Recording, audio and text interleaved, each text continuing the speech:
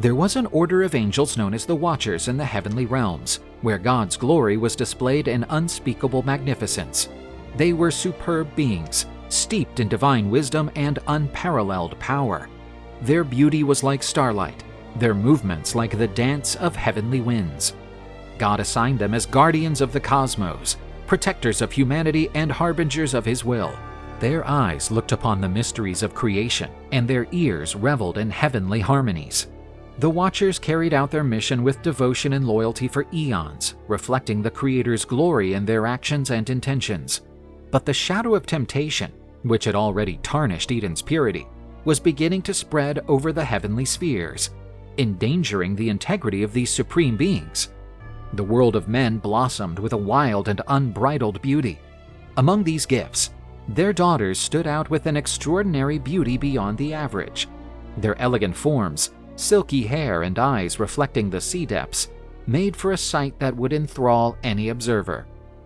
Although innocent in their grace, women carried a beauty that unintentionally turned into the spark of a barred temptation.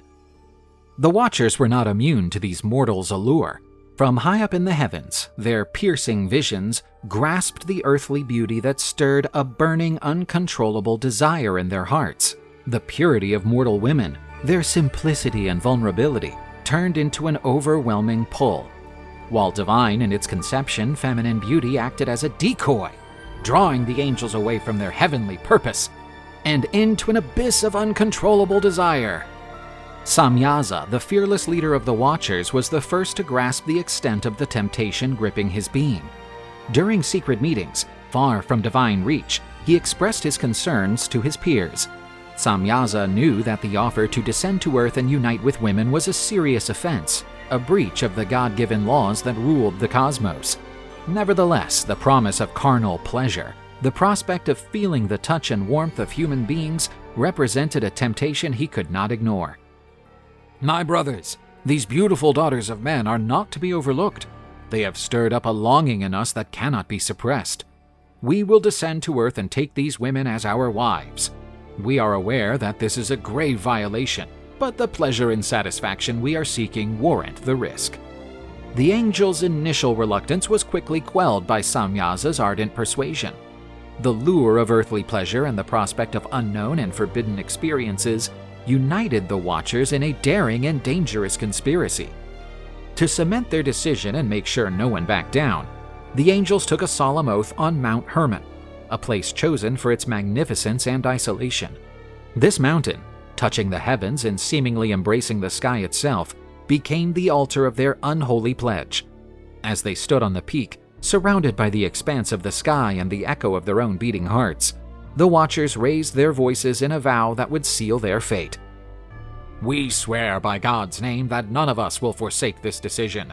We are bound together in this breach, and together we will face any consequences that may come from our rebellion, declared Samyaza, his eyes gleaming with fierce determination. In calling on the name of God to sanction their conspiracy, the angels profaned the sacred. The oath, an act that was meant to be one of devotion and obedience, was perverted into a symbol of rebellion and darkness. Henceforth, the Watchers were delivered to the dark destiny they had opted for, exchanging the divine light for dark seduction.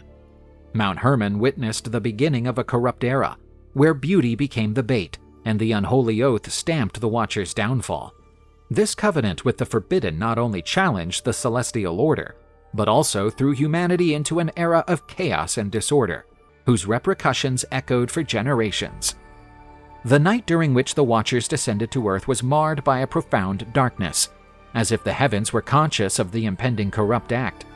Once glorious in their divine light, the angels now stepped onto earthly soil, their hearts filled with desire, and their spirits marred by rebellion. Each step they took echoed with the gravity of their transgression. They approached the daughters of men, whose beauty had been a trigger for their downfall. Entranced by the angels' majesty and power, the women offered themselves up to them. The natural order was corrupted by this unholy coupling. The divine laws upholding the purity of creation were tampered with, and the human lineage became contaminated with the celestial and rebellious essence of the Watchers. But they were not just content with carnal bonding. They carried with them forbidden knowledge, secrets that were meant to remain hidden from mortals. These, which included weapon making, magical incantations, and the art of cosmetics, were passed on to women and spread throughout humanity. With these weapons, you will be able to subdue and conquer, and with these incantations, you will master and seduce, the Watchers said. Women and subsequently men used this knowledge for selfish ends, without considering the damaging consequences of their actions.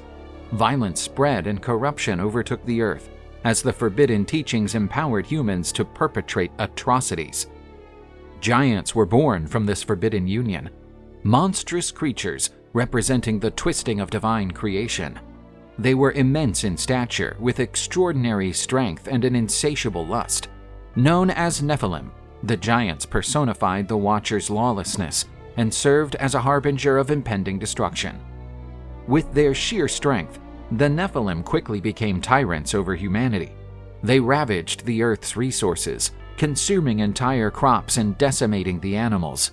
Famine and desolation spread, and wherever they went, they unleashed a wake of destruction. The giants' oppression was uncompromising.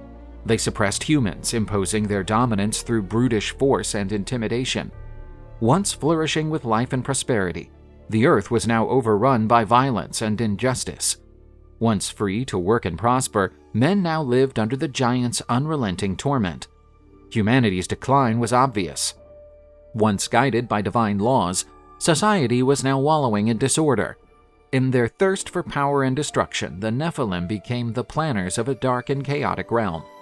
They were unforgiving in their tyranny, and justice felt like a distant memory. Faced with such oppression and violence, part of mankind spoke out for justice. The righteous prayers, veiled in fear and pain, rose to the heavens. The clamor of the oppressed was a desperate cry for liberation and divine intervention to restore order and peace. As a silent witness to all this turmoil, Enoch felt the weight of divine revelation on his shoulders. He understood that divine reckoning was drawing near, and that the purification of the earth was ineluctable. The Watchers' misdeeds and the birth of the giants had sealed the fate of the world. Although belated, divine justice would be merciless, and the once corrupted earth would be purged of its evil.